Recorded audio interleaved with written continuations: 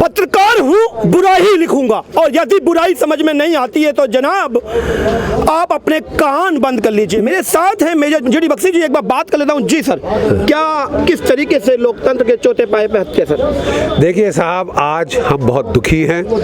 हमने 41 साल वर्दी डाल के इस देश की रक्षा, उसके असूलों की रक्षा, उसके मूल्यों की रक्षा की है।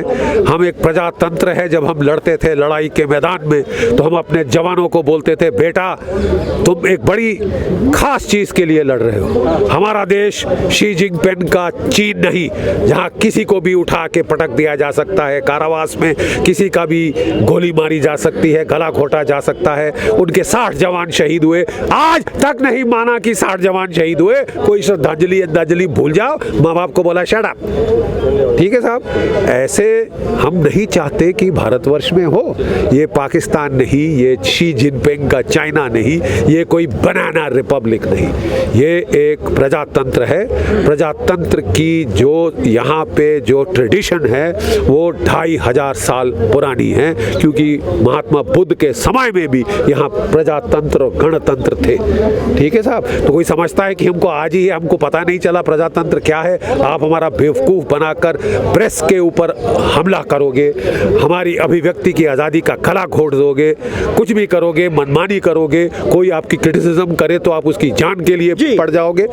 That will not do, it will not wash. ये चाहते हैं कि हम इनकी तारीफ लिखें, तारीफ बोले, वो बोले जो ये चाहते हैं। यदि बुराई करेंगे तो ये हाल जो आज दिखाई दे रहा है। बिल्कुल, और ये हाल आप अगर सोच के समझ के बैठ गए हैं कि वो अकेला है, जी आप अकेले का गला घोट देंगे, तभी इतने लोग खड़े भी हैं साथ में सर। और तभी प्रेस के भी मुझे देख के आज थोड़ी सी मेरे को थोड़ा इत्मीनान हुआ है। बिल्कुल, क्योंकि हमको तो लग रहा था कि बुज़दिल, coward with a capital C, आज एक का एडिटर पकड़ा है, कल तुम्हारा, परसों उसका एडिटर भी जेल में जाएगा, तब बाकी चुप रहेंगे। आप साहब वो कहते हैं ना, नाई से ना नाई लेत, धोबी ना धुलाई लेत। अरे कम से कम अपनी बिरादरी के लिए तो खड़े हो।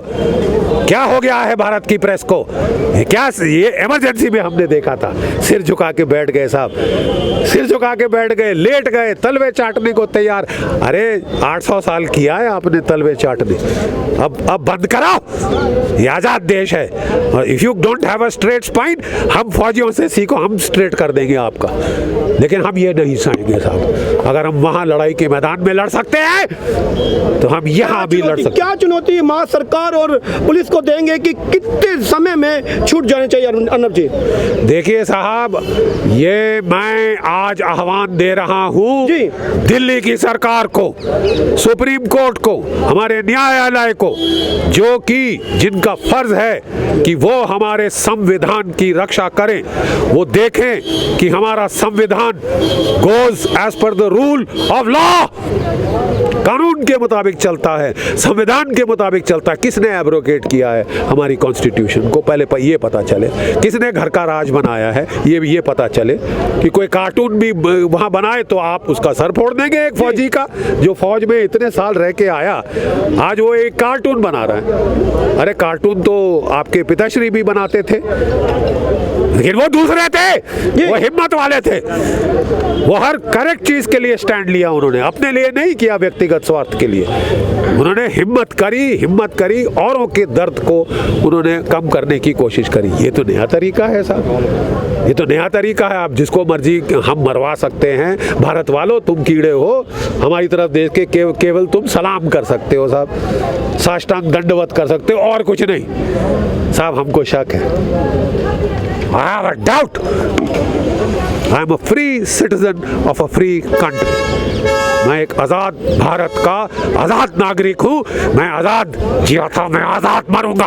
भारत माता की जय। इस आजादी पर जिस तरीके से महा सरकार और पुलिस ने इस पत्रकारिता की कलम की नोक को तोड़ने का काम किया है, शायद इस देश में अब ये मंजूर नहीं होगा।